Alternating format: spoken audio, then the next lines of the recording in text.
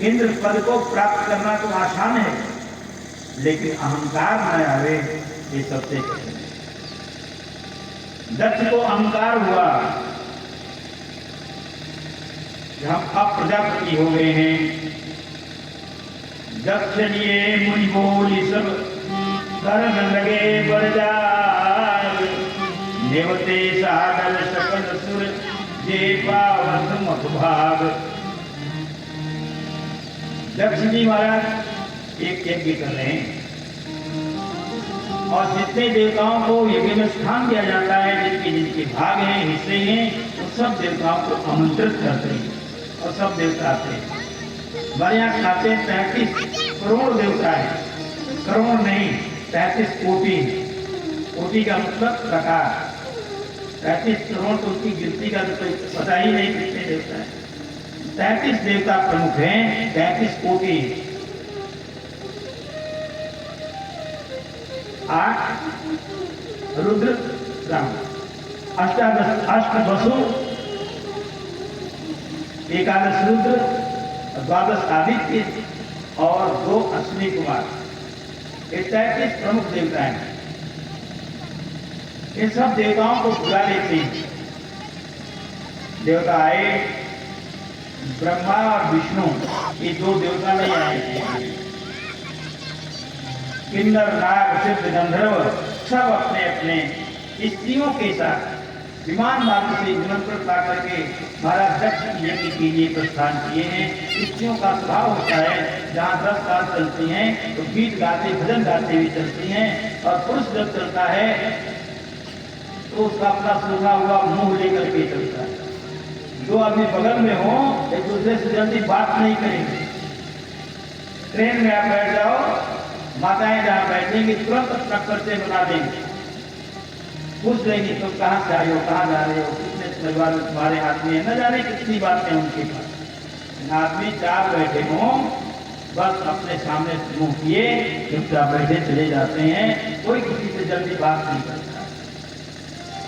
तो बात देवांगनाएं आकाश मार्ग से अपने अपने विमानों में बैठी हुई नाना प्रकार की भजन गीत संगीत गाते हुए चली जा रही है। कैलाश के ऊपर स्थित देवांगनाएं आई। सती जी आवाज सुनी गई, विमान से चल करके कहाँ जा रही है। अपनी किसी दासी को भेजती है, पता करो कौन है, कहाँ जा रहे हैं। उतने पे पता चला कि हमारे पिता के घर यज्ञ होते हैं, सब लोग वहां पे जा रहे हैं। एक तो पति के द्वारा त्याग किए जाने का ही बड़ा भारी दुख था। उस दुख में थोड़े सा यह सुख सहयोगी बनेगा, ऐसा विचार करके सती जी भोलेनाथ जी से निवेदन करती हैं, अगर आपकी आज्ञा हो तो आप भी पधारिए और साथ साथ चले हम दोनों। पिताजी क्या यज्ञ हो रही है। शंकर जी ने कहा देवी ये संसार है, किसी क्या यज्ञ होती है, किसी क्या हवन होता है, किसी क्या शादी होती है, किसी क्या मरण होता है, कहीं बादे बजते हैं, कहीं दुख मनाया जाता है, गम मनाया जाता है, ये तो संसार है। सती जी मन विचार करती हैं ये कैसी बासी भासी बातें कर रहे हैं। मैं कह रहे हूं ससुराल करने के लिए, पूछती हैं और सोचती भी हैं सती जी निमंत्रण तो आया होगा, लेकिन बाबा आंख बंद किए बैठे रहते हैं। सेवक आया होगा, पत्रिका रख करके चला गया, हवा के तेज झोंके आए होंगे, पत्रिका उड़ करके कहीं चली गई होगी, बाबा को पता ही नहीं होगा। फिर बात हुई अच्छी तरह, बार बार निवेदन करें आप चलिए।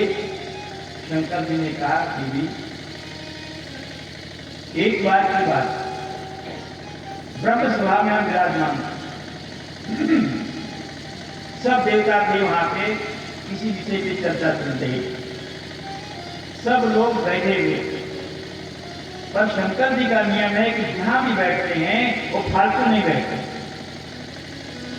अकेले बैठे हो चाहे 1000 के बीच में हो, अपना आंख बंद कर लेते हैं और राम राम राम राम राम राम राम राम राम राम राम करते लग जाते हैं। उनसे जब पूछा जाता है भाई आपके कुछ विचार हैं इस प्रश्न के ऊपर, आप सुनाइए, तब शंकर जी बोलते हैं। सभा में आप जाओ, 25-50 आदमी बैठे हैं, जब तक आपसे पूछा न जाए तब तक बोलना नहीं चाहिए। शंकर जी का एक सिद्धांत है। शंकर जी जाप में लगे हुए थे, उसी समय दक्ष का आगमन हुआ। अब 12 दक्ष जब वहां पे पधारे हैं, पूरे सभा के लोग उस कार्यक्रम का स्वागत किया, पर शंकर जी नहीं हुए। कोई अहंकार बस या दक्ष के अपमान की भावना से ऐसा नहीं, उनको पता भी नहीं चला। वो तो आंख बंद के भगवान के ध्यान में मगन है। दक्ष आए, कब आए, कौन आया, कौन उठा, कौन स्वागत किया, शंकर जी को कुछ भी पता नहीं। पर दक्ष का जो अहंकार था वह बोलने लगा उनके सिर पे चढ़कर। दक्ष ने कहा देखो, सब लोगों ने हमारा उठ करके स्वागत किया कि हमारा दामाद होते हुए भी इसने हमारा स्वागत नहीं किया। फिर भी शंकर जी कुछ नहीं बोले, आंख बंद के बैठे। दक्ष ने कहा, शाप दिया उनको कि आज से शंकर को यज्ञ में कोई भाग नहीं देगा। शंकर के जो भक्त होंगे, शरीर में भस्म रमाने वाले होंगे, अप्रसाद में रहने वाले होंगे, ये शंकर की भस्म रमाने वाला होगा। अनेक प्रकार की बातें कहते चले जा रहे हैं।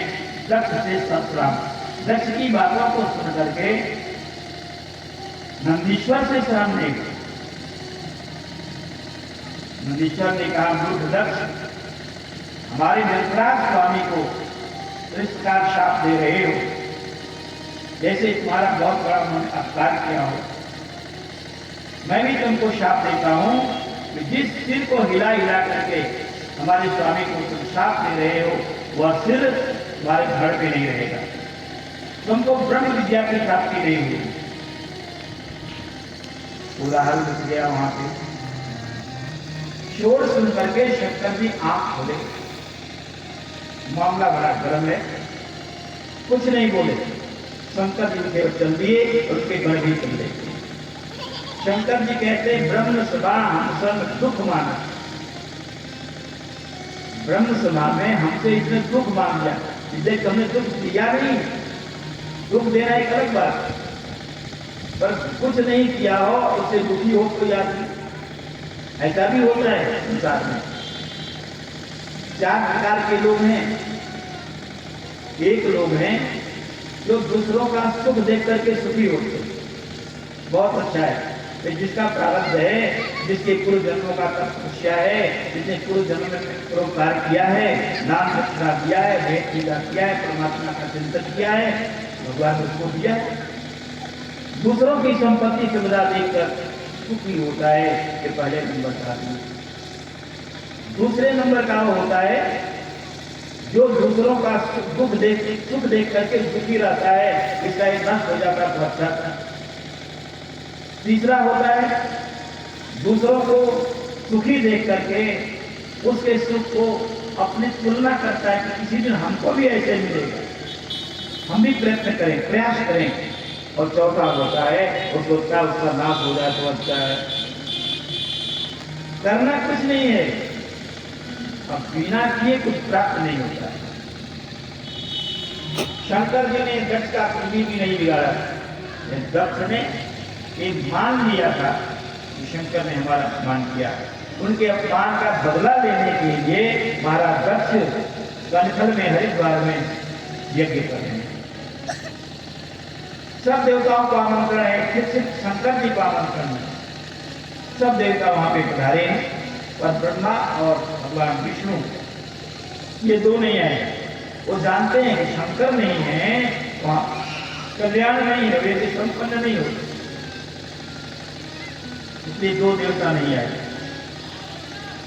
शंकर जी कहते हैं, देवी पार्वती जी ने कहा, सती जी ने कहा, चलो विरोध मानते हैं, पर पिता के घर, गुरु के घर, भाई के घर वहां जाने के लिए निमंत्रण की आवश्यकता नहीं है, आप वहां पधारिए।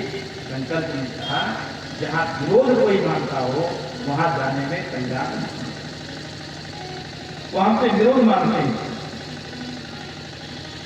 शंकर जी अनेक प्रकार से सती जी को समझाने का प्रयास करते हुए भी वहां जाना ठीक नहीं है। ये सती जी अड़ गई। अनेक प्रकार के उपाय करके जब शंकर जी ने देखा कि मानने वाली नहीं है, तो अपने कुछ प्रमुख गणों को बुलाकर उनके साथ कर देते हैं, भाई इनके घर उनको पहुंचा। सती जी गणों के साथ हरिद्वार में आई हैं। इनकी और भी बहनें हैं, सती जी को देखती हैं पर मुस्कुरा करके उधर चली जाती है। देखो बिना निमंत्रण के ही आई, हम लोग तो निमंत्रण से आए। सादर भले ही मिली एक माता, माँ बड़े प्रेम के साथ मिलती हैं, ले जाती हैं, जलपान कराती हैं, समाचार पूछती हैं। पर सती जी को संतोष नहीं हुआ। सीधे वहां से चल करके विशाला में जाती हैं और वहां जाकर के देखती हैं कि शंकर जी का जहां पे स्थान है वहां शिव को भाग नहीं मिला।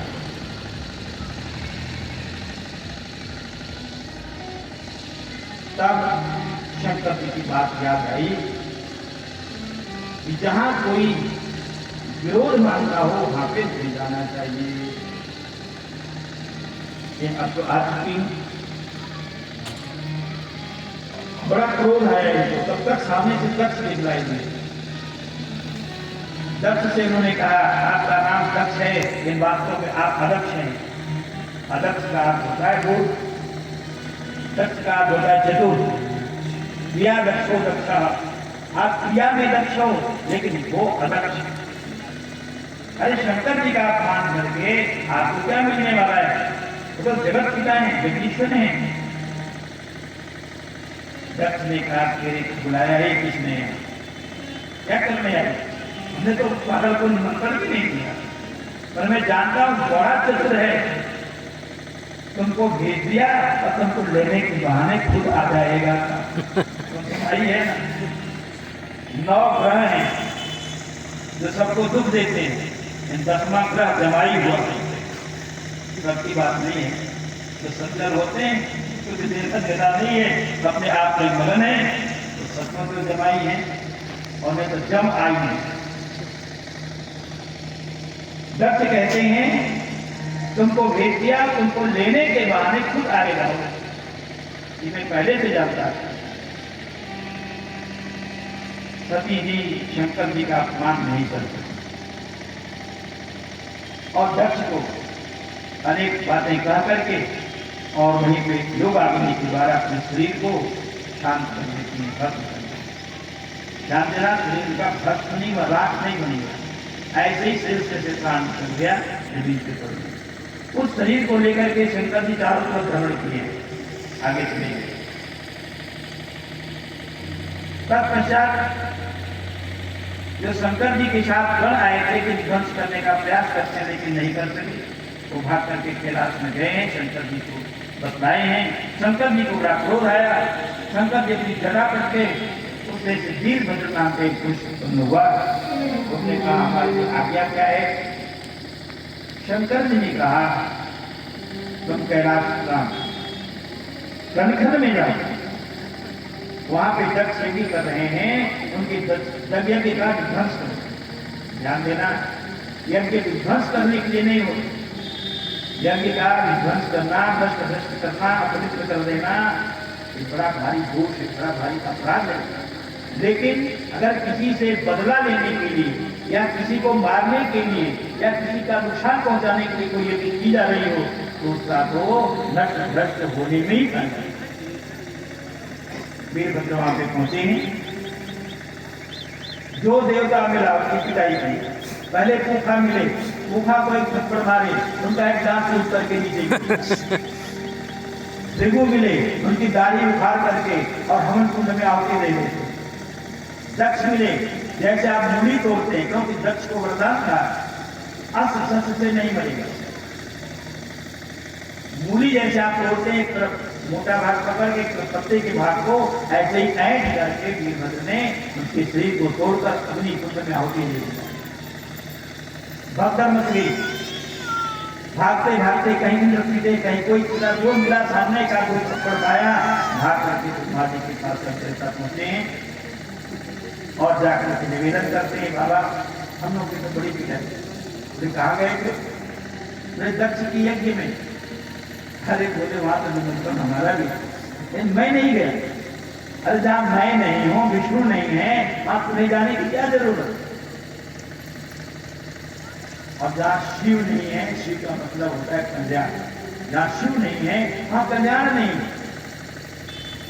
जहां तीनों में से एक भी नहीं है वहां पे, और तुम दौड़े दौड़े जा रहे हो खाने के लिए, क्या इतनी भूख लगेगी तुमको? ठीक है, जाओ, जैसा तुमने किया वैसा होगा।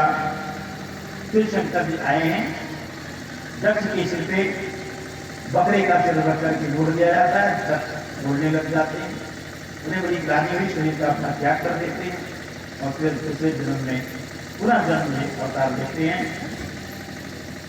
सती मरत हरिशन वर मागा, जन्म जन्म शिव पद अनुरागा। सती जी मरते समय, ध्यान देना, मरते समय जो आपको याद आ जाएगा उसी योनि में आपको जाना पड़ेगा। इसलिए संत महात्मा बार बार सचेत करते हैं, कभी भी जाओ, समय है आपके पास, भगवान के नाम का इतना स्मरण करो कि आखिरी समय में हाय हाय ना निकले, हरी हरी आपके निकले निकले। आखिरी समय में जब दर्द होता है, शरीर में पीड़ा होती है, परेशानी होती है, हाय हाय करते हैं, माँ बाप को जाते हैं, न माँ बाप का योग करेंगे, हाय हाय का योग करेगा, उस समय तो हरी ही राम कृष्ण ही का योग कर सकते हैं। इसलिए इतना जाप करो राम नाम का कि आपके मुख से हर समय राम ही शब्द निकले, हे राम हे राम। आप लोग सुने हैं, गांधी जी को गोली लगी तो उनके मुख से हे राम निकला। इतना अभ्यास कर तब निकला, ऐसे नहीं निकलेगा। बचपन से अभ्यास करो, आधा घंटा 1 घंटा बैठ करके राम राम राम राम राम सीताराम सीताराम सीताराम आप जाप करो, आखिर में वही याद आएगा। भागवत जी की कथा है, महाराजा भरत अपना सर्वस्व त्याग करके जंगल में जाकर के तपस्या करते थे, मृग शावक के प्रेम में पड़ करके उसमें इतना आशिक तो हो गए कि उसके लिए चारा चुन कर खिलाना, घास लाना, खिलाना पिलाना, पानी पिलाना, इसी में लगे रहे। तो हिरण ठहरा, एक दिन जंगल में भाग गया, दिन भर तलाश करते थे कहाँ होगा, कैसे होगा, तो एक सब पशु मार डालेंगे। ऐसे करते करते खाई पिए बिना एक दिन का प्राण छूट गया। हिरण का ध्यान करते करते अगला जन्म उनका हिरण का। इसलिए हम लोगों को इतना तो भजन कर लेना चाहिए, अंतिम समय में भगवान याद आए, और नहीं तो आप सब हार करके जाओगे। ये जो मनुष्य शरीर मिला है और 84 लाख योनियों में भ्रमण करने के बाद से मानव शरीर प्राप्त होता है। 84 लाख योनियों में भ्रमण करने के बाद तथा मनुष्य काम प्राप्त तथा कर्माणि साधयेत, फिर ये मानव शरीर मिला है, और अब मिला है तो अपने कार्य की साधना संपन्न कर लो। हमारा एक ही कार्य है, एक ही लक्ष्य है, भगवत प्राप्ति। अगर वहां तक नहीं जा सकते हैं तो कम से कम इतना तो भजन करो कि फिर मानव शरीर मिले। अगर मानव नहीं बन सके तो बड़ा भारी घाटा होगा। 4 पैर वाला कोई जानवर यहाँ आ जाए, लोग उसको तब भगाना शुरू कर देंगे। उनके लिए सत्संग पंडाल नहीं, 2 पैर वाला। हमेशा शास्त्रकारों ने सावधान किया है। सती जी भगवान से प्रार्थना करते हैं कि जब जब हमारा जन्म हो, शिव जी के चरणों में मेरा अनुराग हो। सती जी शरीर छोड़ करके हिमाचल जी के यहाँ जन्म लेती। जब से उनके घर आई हैं, हिमाचल के यहाँ अर्थात पर्वत में चारों तरफ मोती माणिक्य हीरे आदि प्रकट हो गए हैं। अनेक प्रकार की संपत्ति से वह स्थापित हो गया है। मुनियों का आश्रम जो है वो पवित्र और अनेक साधनों से संपन्न हो गए। हिमालय से निकलने वाली जो नदियां हैं बड़ी पवित्र जल लेकर के प्रवाहित हो रही हैं। जब से हिमाचल के घर पैदा हुई हैं, तब से हिमाचल की शोभा बढ़ गई। समाचार पा करके नारद जी महाराज पधारे हैं। शहजाद का बड़ा आदर करते हैं। आइए आइए महाराज, आज हमारा होगा आपका दर्शन हुआ, आप तो चितालज्ञ हैं, सर्वज्ञ हैं, सब कुछ जानने वाले हैं, आपकी गति सर्वत्र है। ये हमारी कन्या है, इसका दोष और गुण बताइए, इसमें क्या दोष है, क्या गुण है, इसको कैसा पति मिलेगा। ये जब से आई है हमारे घर में तो अनेक प्रकार की सुख समृद्धि छाई हुई है, देवता भी यहाँ पे घूमने के लिए आते हैं, मिलने के लिए आते हैं। अब आप बताइए इसके दोष गुण क्या है। नारद जी महाराज बहुत प्रसन्न होते हैं, देख करके बतलाते हैं, हे हिमाचल जी महाराज, ये इतनी पवित्र आत्मा है, इसके नाम का स्मरण करते हुए स्त्रियां सार्थक धर्म का पालन करेंगी। इसका जो प्रेम से सेवन करेगा उसके लिए संसार में कुछ भी दुर्लभ नहीं होगा। हर प्रकार से अनेक जितने गुण कहे जाते हैं सारे गुण इसमें हैं, थोड़े सा अवगुण भी है पर इसमें नहीं। कहाँ है? बोले सुलक्षण सुता तुम्हारी, असुनो गुण अवगुण विचारी, अबुन अमान मात पितहीना, औदासीन सब संशय छीना।